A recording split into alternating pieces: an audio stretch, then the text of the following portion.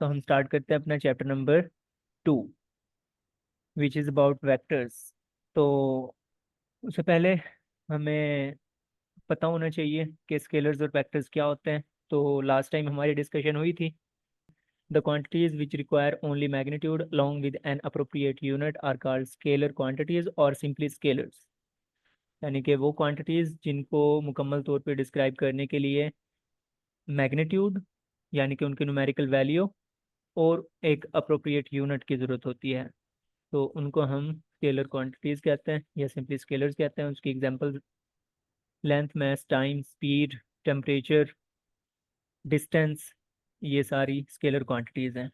Vector quantities जो होती हैं उनको मैग्नीट्यूड डायरेक्शन के साथ एक स्पेसिफिक यूनिट की ज़रूरत होती है। The quantities which require magnitude and direction along with an appropriate unit are called vector quantities। उनको सिंपली वेक्टर्स भी कहा जाता है। तो उसकी examples displacement, velocity, acceleration, momentum, force etcetera. तो ये बातें आपको माशाल्लाह ऑलरेडी पता हैं। तो रिप्रेजेंटेशन ऑफ वेक्टर की बात करते हैं। रिप्रेजेंटेशन ऑफ वेक्टर की भी लास्ट टाइम बात हुई थी। तो रिप्रेजेंटेशन ऑफ वेक्टर में पहली टाइप ऑफ रिप्रेजेंटेशन होती है सिंबॉलिकल रिप्रेजेंटेशन। तो सिंबल्स के जरिए हम वेक्टर्स को दो तरह से रिप्रेजेंट कर सकते हैं। A vector is represented symbolically using either a bold-faced letter or a letter with an arrow above it। यहाँ पे हमने एग्जाम्पल के तौर पे कैपिटल ए को बोल्ड फेस बनाया हुआ है। तो इस तरह से हम प्रिंटेड फॉर्म में बुक्स में जो हमें मिलेगी ना वेक्टर की सिंबॉलिकल रिप्रेजेंटेशन, वो कुछ ऐसी होगी। ठीक है, कुछ बुक्स में ये वाला मेथड भी यूज़ किया हुआ है, लेकिन मोस्ट कन्वीनियंट ये वाला मेथड है। लेकिन जब हम राइटिंग के दौरान वेक्टर्स को रिप्रेजेंट करते हैं तो वो एरो लगाकर, किसी भी लेटर के ऊपर अगर हम एरो लगा देंगे तो वो वेक्टर क्वांटिटी को रिप्रेजेंट करने लग जाएगा। ठीक है, जी तो आपने टेस्ट सॉल्व करने के दौरान या पेपर सॉल्व करने के दौरान भी इस चीज़ का ख्याल रखना है कि अगर आप वेक्टर एक्सेलरेशन को वेक्टर क्वांटिटी रिप्रेजेंट करना चाह रहे हैं तो आपने एरो डालना है। ठीक है, अगर आपने जी वेलोसिटी को वेक्टर क्वांटिटी रिप्रेजेंट करना है तो आपने एरो लाजमी लगाना है to just differentiate between the scalars and vectors. Okay, जी और ग्राफिकल रिप्रेजेंटेशन भी बात हुई थी कि ग्राफिकली हम किसी वेक्टर को रिप्रेजेंट करने के लिए एक ऐसी लाइन यूज करते हैं जिसकी एक साइड पे एरो का निशान होता है, और उस लाइन की जो लेंथ होती है वो मैग्नीट्यूड को रिप्रेजेंट करती है और एरो जो है वो डायरेक्शन को रिप्रेजेंट करता है। तो शॉर्ट क्वेश्चन में ये पूछा जा सकता है differentiate between symbolical and graphical representation. तो उसके लिए मैंने वर्ड्स भी यहाँ पे लिख दिए हैं कि graphically a vector can be expressed by a line with an arrow head। Length of the line represents the magnitude and the arrowhead represents the direction। जैसा कि यहाँ पे हमने एक वेक्टर v रिप्रेजेंट किया हुआ है। वेक्टर v का अगर हम मैग्नीट्यूड देखें तो वो पॉइंट a से इस पॉइंट b तक जो इसकी जो लेंथ होगी वो लेट्स सपोज 1 मीटर है। तो ये जो 1 मीटर लेंथ है ये इसका मैग्नीट्यूड है, और ये जो एरो का निशान बना हुआ है ये इसकी डायरेक्शन है। नेक्स्ट नेक्स्ट हमारा टॉपिक है rectangular components of a vector. हमारा ये जो टॉपिक है 2.1, इस टॉपिक से पहले काफ़ी सारी ऐसी बातें हैं जो हमें पता होनी चाहिए, तब जाके ये वाला टॉपिक भी और इससे नेक्स्ट वाले टॉपिक्स भी समझ में आएंगे हमें। तो नेक्स्ट जितने भी टॉपिक्स हैं उनको समझने के लिए हमें ये वाली टर्म्स जो मैं अभी डिस्क्राइब करने लगा हूँ आपके सामने बहुत ज़रूरी है समझना। जिनमें से पहली टर्म तो है addition of vector. Addition of vector को समझने के लिए आप फर्ज करें कि हमारे पास ये दो वेक्टर्स हैं। एक वेक्टर है वेक्टर ए और कोई दूसरा वेक्टर है वेक्टर बी, और हम इनको ऐड करना चाह रहे हैं। तो ऐड करने के लिए हम क्या करते हैं, हम एक्स और वाई एक्सिस का एक सिस्टम लेते हैं जिसको टू डायमेंशनल सिस्टम कहते हैं। टू डायमेंशनल सिस्टम क्या होता है? एक ऐसा सिस्टम होता है जिसमें दो लाइंस एक दूसरे के परपेंडिकुलर हों। इसको टू डायमेंशनल सिस्टम भी कहते हैं, टू डायमेंशनल कोऑर्डिनेट सिस्टम भी कहते हैं। अब इसके अंदर जो दो लाइंस हैं वो असल में दो कोऑर्डिनेट्स हैं। उनमें से एक को हम एक्स एक्सिस कहते हैं, दूसरे को वाई एक्सिस कहते हैं। ठीक है, और जिस पॉइंट पर ये दोनों मिल रहे होते हैं एक्स और वाई एक्सिस, उसको ओरिजिन कहते हैं। ठीक है, एक्स एक्सिस को एक जी और नाम दिया जाता है हॉरिजॉन्टल एक्सिस, और वाई एक्सिस को वर्टिकल एक्सिस। ये सारी बातें आपने 9th में पढ़ी हुई हैं, कुछ कुछ याद भी आ रही होंगी आपको, है ना? जी जी जी ओके, तो इस टू डायमेंशनल सिस्टम में हम वेक्टर ए को ऐड करना चाह रहे हैं वेक्टर बी में और ए प्लस बी का रिजल्ट फाइंड आउट करना चाह रहे हैं, यानी कि कोई एक नया वेक्टर फाइंड आउट करेंगे जिसको हम रिजल्टेंट वेक्टर कह सकते हैं आर, जो कि ए प्लस बी के इक्वल होगा। तो उसके लिए हम क्या करेंगे, पहले वेक्टर ए को इस टू डायमेंशनल सिस्टम में अरेंज कर लेंगे बिल्कुल वैसे ही जैसे ये वेक्टर ए हमें गिवन है, मतलब जो इसकी डायरेक्शन है, जो इसकी लेंथ है, इसको एज इट इज उठा के यहाँ पे बना देंगे उतनी ही लेंथ का उसी डायरेक्शन में। ठीक है, जी, अब ये वेक्टर ए अरेंज हो गया इस टू डायमेंशनल सिस्टम में। अब क्या करेंगे, हम इस वेक्टर बी को भी इसी टू डायमेंशनल सिस्टम में इस तरह अरेंज करेंगे कि इस वेक्टर बी की टेल को इस वेक्टर ए के हेड पे प्लेस करेंगे।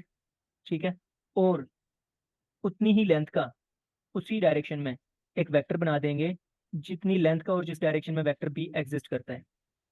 सही है, जी, तो अब इन दोनों को ऐड करने के लिए फर्स्ट वेक्टर की टेल को लास्ट वेक्टर के हेड से मिलाएंगे, तो इस तरह से एक हमें नया वेक्टर बनता हुआ नजर आ रहा है। उस वेक्टर को हम रिजल्टेंट वेक्टर कहते हैं और वो इक्वल होता है इन दोनों के सम के, यानी कि ए प्लस बी के। अभी तक की एक्सप्लेनेशन से आपको पता चला होगा कि दो वेक्टर्स को हेड टू टेल रूल की मदद से ऐड कैसे किया जाता है।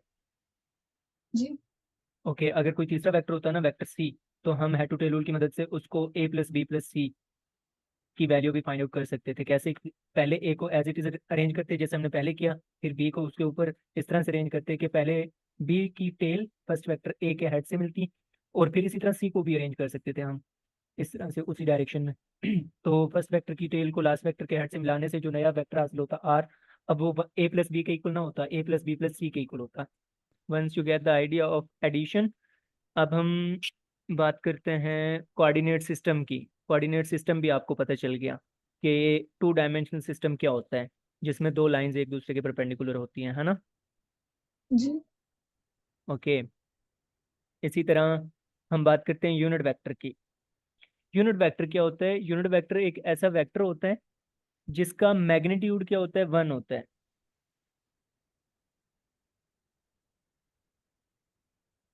और मैग्नीट्यूड 1 होता है और उसकी कोई स्पेसिफिक डायरेक्शन होती है।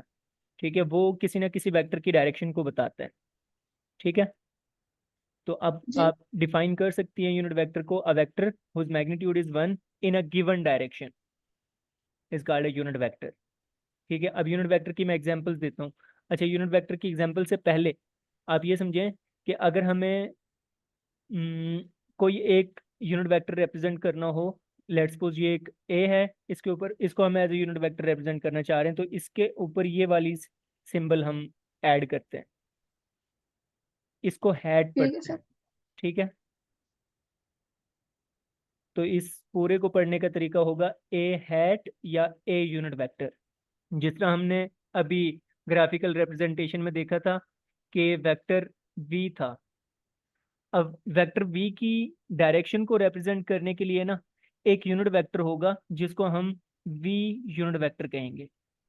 यूनिट वेक्टर हमेशा किसी न किसी वेक्टर की डायरेक्शन बताता है, ये बात भी इंपॉर्टेंट है। जैसे ये वी यूनिट वेक्टर है, वेक्टर वी की डायरेक्शन को बता रहा है। इसी तरह एक्स एक्सिस की डायरेक्शन को बताने के लिए एक यूनिट वेक्टर होता है, उसको कहते हैं I unit vector. X axis की डायरेक्शन को बताने वाला यूनिट वेक्टर क्या होता है, आई यूनिट वेक्टर। और unit vector, sorry. Y axis की डायरेक्शन को बताने के लिए जो यूनिट वेक्टर होता है उसको कहते हैं जे यूनिट वेक्टर। जे हैट या जे कैप ठीक है। से रिप्रेजेंट करते हैं। इसी तरह ना हमारे पास टू डायमेंशनल सिस्टम के बाद एक और थ्री डायमेंशनल सिस्टम भी होता है। उस थ्री डायमेंशनल सिस्टम में तीन लाइंस एक दूसरे के परपेंडिकुलर होती हैं। ये आप इनको ना एक रूम का एक कॉर्नर अज्यूम करें, जिस तरह आपका रूम है उस रूम का एक कॉर्नर होता है, इसको ना एक कॉर्नर अज्यूम करें। ये तीनों एक दूसरे के 90 डिग्री के एंगल पर होंगे, ये भी 90 डिग्री, ये भी 90 डिग्री और ये भी 90 डिग्री। अब ये हमारा एक्स एक्सिस है, ये वाई एक्सिस है, और एक्स और वाई एक्सिस के दोनों के परपेंडिकुलर एक और एक्सिस होता है जिसको जी एक्सिस बोलते हैं।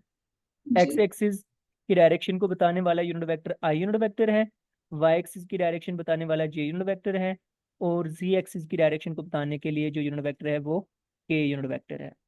तो अब आप मुझे बता सकती हैं कि आई और जे के दरमियान में एंगल कितना होगा, आई यूनिट वेक्टर और जे यूनिट वेक्टर के दरमियान में एंगल कितना होगा। 90।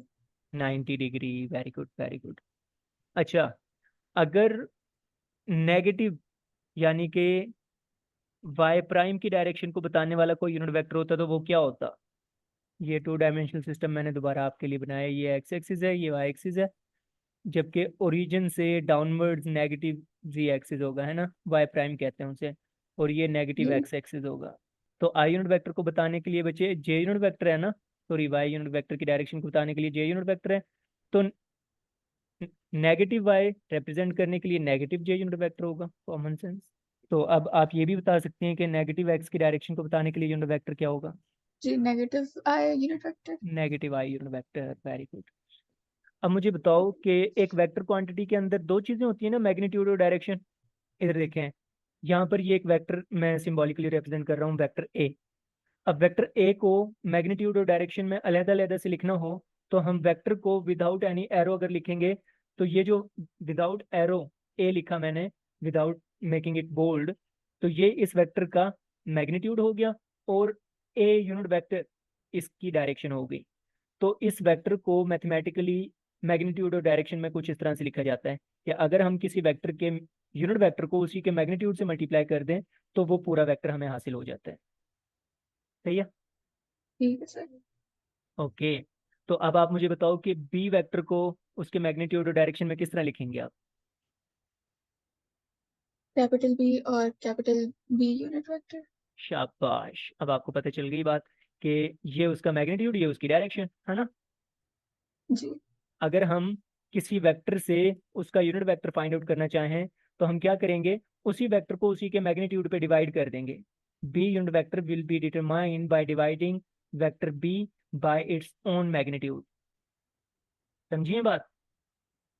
जी जी तो बी यूनिट वेक्टर को फाइंड आउट करने के लिए फार्मूला भी अब आपको पता चल गया। मींस किसी भी वेक्टर को, किसी भी यूनिट वेक्टर को फाइंड आउट करने के लिए फार्मूला पता चल गया आपको, है ना। जी। ए यूनिट वेक्टर को फाइंड आउट करने का फार्मूला बताओ। अब वो होगा A vector divided by A का मैग्नीट्यूड। शाबाश, A vector divided by A magnitude. तो that's how we can determine a unit vector in any direction, in a given direction actually. Okay, एक और चीज भी जान लें कि अगर मैं आपसे पूछूं कि आप जिस रूम में बैठी हुई हैं उस रूम के कंपोनेंट्स क्या क्या हैं, जैसा कि दरवाजा, जैसा कि दीवार, जैसा कि छत, जैसा कि फर्श, ये सारी चीजें मिलकर एक जी कमरा बना रही है ना। जी जैसे कि हमारी बॉडी, हाथ पाँव आँख नाक कान, हमारी बॉडी के वो हैं, पार्ट्स ऑफ बॉडी, या मैं कह सकता हूँ कि ये मेरी बॉडी के कंपोनेंट्स हैं, है ना। जी तो इससे क्या पता चल रहा है कि कोई भी बॉडी जिन जिन चीजों से मिलकर बनी हुई होती है, वो चीजें उस बॉडी के कंपोनेंट्स होते हैं, राइट। जी same is the case with vectors. अभी मैंने कहा कि अगर हम वेक्टर ए को हेड टू टेल रूल के मुताबिक ऐड करें वेक्टर बी में, तो क्या होता है, हमें एक नया वेक्टर हासिल हो जाता था जिसको हम रिजल्टेंट वेक्टर आर कहते थे, है ना। जी तो उसको वो ए प्लस बी के इक्वल होता था। अब आप कह ही सकती हैं इस सारी डिस्कशन को ध्यान में रखते हुए कि आर के कंपोनेंट्स कौन कौन से हैं, वो वेक्टर्स जिनसे ये मिलकर बना हुआ है वो इस आर के कंपोनेंट्स हैं, राइट।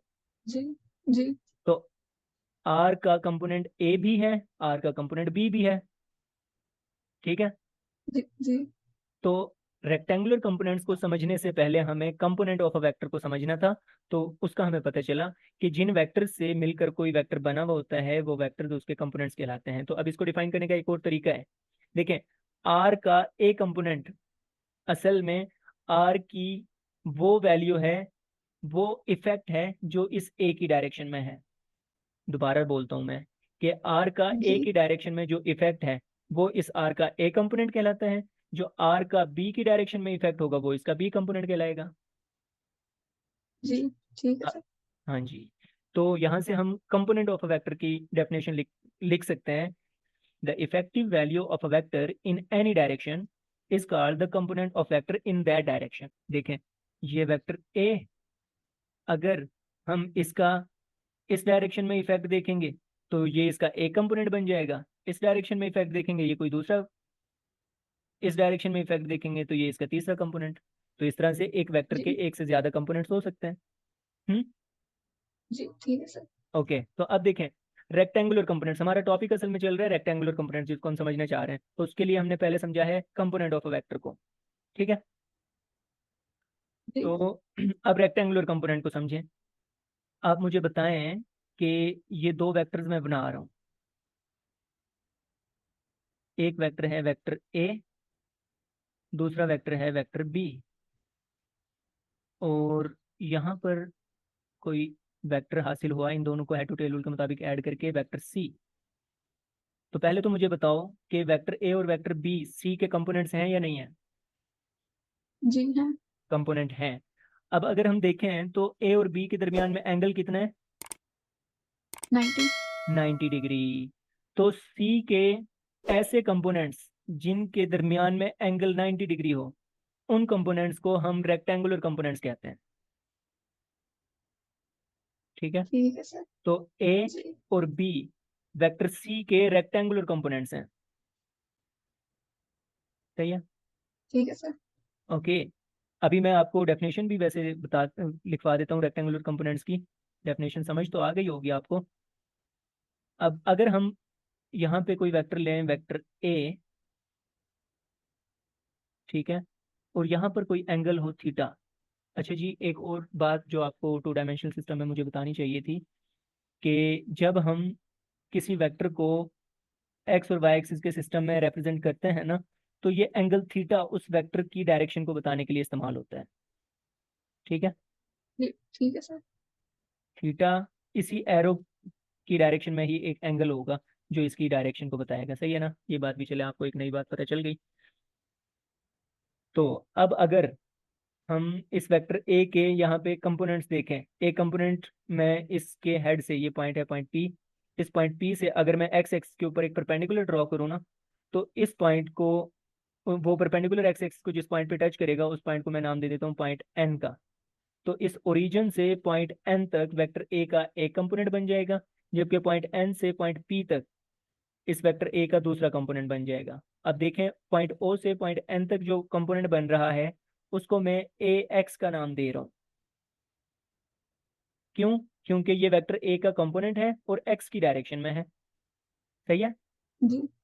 और एन से पी तक को हम क्या नाम दे सकते हैं? ए वाई का नाम दे सकते हैं, जी। क्योंकि ये वेक्टर ए का कंपोनेंट है और वाई की डायरेक्शन में है। अब देखें, ए एक्स और ए वाई एक दूसरे के परपेंडिकुलर है। जी। तो ए एक्स और ए वाई वेक्टर ए के रेक्टेंगुलर कंपोनेंट्स हुए। जी। जी। तो अब हमने इसी चीज को ध्यान में रखते हुए ये टॉपिक आगे लेकर चलना है। तो उसके लिए मैं पहले क्या करता हूँ, just a minute, rectangular components की डेफिनेशन आपके सामने रखता हूँ। The components of a vector which are perpendicular to each other are called rectangular components. तो उससे नेक्स्ट ये डायग्राम देखें। अब हमने करना क्या है इस rectangular components of a vector वाले टॉपिक में? इस डायग्राम में क्या है, एक वेक्टर है वेक्टर ए जो एक्स एक्सिस के साथ एक एंगल बना रहा है थीटा। ठीक है। अब इस ए के हमने रेक्टेंगुलर कंपोनेंट्स फाइंड आउट करने हैं, मींस उनके लिए फार्मूलाज ड्राइव करने हैं। सही है। तो जी। उसके लिए हमने क्या किया, इस वेक्टर ए के हेड से पॉइंट पी से एक्स एक्सिस के ऊपर भी एक परपेंडिकुलर ड्रॉ किया और वाई एक्सिस के ऊपर भी एक परपेंडिकुलर ड्रॉ किया। एक्स एक्सिस के ऊपर जो परपेंडिकुलर ड्रॉ किया, उस परपेंडिकुलर ने एक्स एक्सिस को जिस पॉइंट पर टच किया वो पॉइंट है पॉइंट एन। तो ओरिजिन से पॉइंट एन तक वेक्टर ए का एक्स कंपोनेंट बन गया। सही है। जी। और पॉइंट पी से जब हमने वाई एक्सिस पे एक परपेंडिकुलर ड्रॉ किया था, तो उसने वाई एक्सिस को पॉइंट एम पर टच किया, तो पॉइंट ओ से, ओरिजिन से पॉइंट एम तक ए का वाई कंपोनेंट बन गया। तो पॉइंट ओ से पॉइंट एम तक का अगर हम वेक्टर देखें, वो पॉइंट एन से पॉइंट पी तक के वेक्टर के इक्वल होगा। तो अगर हम पॉइंट ओ से एम तक को जी। ए वाई का नाम दे रहे हैं, तो यहाँ पर इसको भी ए वाई का नाम दिया जा सकता है ना? जी। तो अब हमारे पास point O P N O, ये एक पूरी ट्राइंगल बन रही है, बनती भी नजर आ रही है ना? जी। तो इस ट्राइंगल में एक एंगल 90 डिग्री का भी नजर आ रहा है हमें, है ना? जी सर। तो एक ऐसी ट्राइंगल जिसमें एक एंगल 90 डिग्री का होता है, उस ट्राइंगल को राइट एंगल ट्राइंगल कहते हैं। हम्म। जी। अब राइट एंगल ट्राइंगल की जो तीन साइडें होती है ना, उनको स्पेसिफिक नाम दिए हुए हैं। वो नाम क्या है वो आपको पता होने चाहिए। 90 के सामने वाली जो साइड होती है ना, उसको हाइपोटेन्यूज कहते हैं। ठीक है। जी और एंगल थीटा के सामने वाली जो साइड होती है उसको परपेंडिकुलर कहते हैं। जी और बाकी जो तीसरी साइड रह गई उसको बेस कहते हैं। उसकी पहचान कुछ इस तरह से की जाएगी, थीटा और 90 की कॉमन साइड बेस कहलाती है। ठीक है। जी ठीक है सर। ओके। तो अब हमने नेक्स्ट करना क्या है, नेक्स्ट करना यह है कि हमने ए एक्स और ए वाई के लिए फार्मूलाज डिजाइन करने हैं। तो उससे पहले मैं एक इक्वेशन आपके सामने लिख रहा हूँ, आप मुझे बताएं डायग्राम को देख कर कि क्या ये इक्वेशन बिल्कुल ठीक है या गलत है। जी, क्या ये मैंने इक्वेशन ठीक लिखी? जी ये इक्वेशन क्या बता रही है? ये इक्वेशन बता रही है कि हेड टू टेल रूल के मुताबिक अगर ए एक्स को ए वाई में ऐड किया जाए तो ए हासिल होता है, और वो चीज़ यहाँ इस डायग्राम से क्लियर हो रही है ना। जी तो अब इसको एक और तरह से भी लिखा जा सकता है, इसको इस तरह से भी लिखा जा सकता है, A is equal to A X का मैग्नीट्यूड और ए एक्स की डायरेक्शन। अब आपको पता है कि एक्स एक्स की डायरेक्शन को बताने वाला यूनिट वेक्टर तो आई यूनिट वेक्टर होता था, है ना। जी प्लस ए वाई जे यूनिट वेक्टर। हम्म। जी ओके। तो अब हमने इस राइट एंगल ट्राइंगल के अंदर से इस ए एक्स और ए वाई के लिए फार्मूलाज ड्राइव करने हैं। तो फार्मूलाज ड्राइव करने के लिए पहले हम फार्मूला ड्राइव करते हैं एक्स कंपोनेंट के लिए।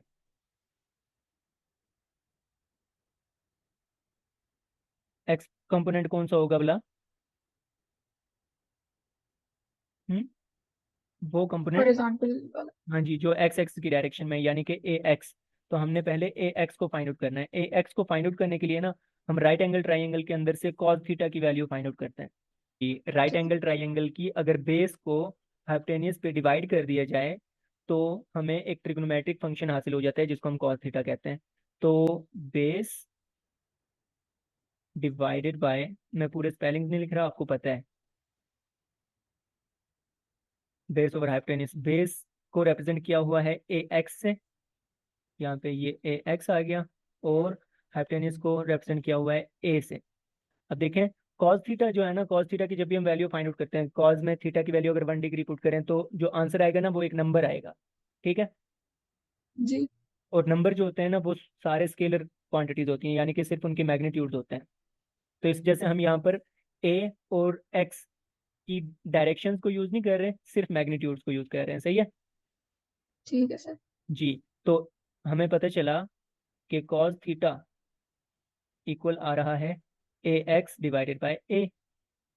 तो अगर मैं इस ए को इधर मल्टीप्लाई कर दूं तो हमारे पास ए एक्स के लिए फार्मूला क्या बन जाएगा? ए कॉस थीटा। ए कॉस थीटा। शाबाश। तो ये हमारे पास ए का ए कंपोनेंट, हॉरिजॉन्टल कंपोनेंट निकल आया। इसी तरह हम वाई कंपोनेंट भी फाइंड आउट कर सकते हैं। वाई कंपोनेंट फाइंड आउट करने के लिए हम क्या करेंगे, हम साइन थीटा का यूज करेंगे। मीन साइन थीटा को फाइंड आउट करेंगे इस राइट एंगल ट्राइंगल से। तो साइन थीटा को फाइंड आउट करने का तरीका ये होता है कि हम परपेंडिकुलर को हाइपोटेन्यूज पे डिवाइड करते हैं, है ना। जी परपेंडिकुलर डिवाइडेड बाय हाइपोटेन्यूज। तो परपेंडिकुलर हमारे पास क्या है, ए बाय हाइपोटेन्यूज है ए। तो साइन थीटा इक्वल हो गया ए वाई डिवाइडेड बाय ए। अगर मैं ए को इधर मल्टीप्लाई कर दूं तो हमारे पास ए वाई के लिए फार्मूला कुछ इस तरह से आ जाता है, A Y is equal to A sine theta. ठीक है। जी गुड गुड गुड। तो इस तरह से हम किसी एक वेक्टर के मैग्नीट्यूड को और उसकी डायरेक्शन को इस्तेमाल करके उस वेक्टर का वाई कंपोनेंट भी फाइंड आउट कर सकते हैं, एक्स कंपोनेंट भी फाइंड आउट कर सकते हैं। हम्म। जी जी ठीक है सर। ओके। अगर यहाँ पर वेक्टर ए ना होता, वेक्टर बी होता, एंगल थीटा होता, तो बी एक्स को मालूम करने का फार्मूला क्या लिखती हैं आप? हम्म, जो फाइनल आता था सर, जो फाइनल आता, हम्म। B cos theta. शाबाश, बी कॉस थीटा।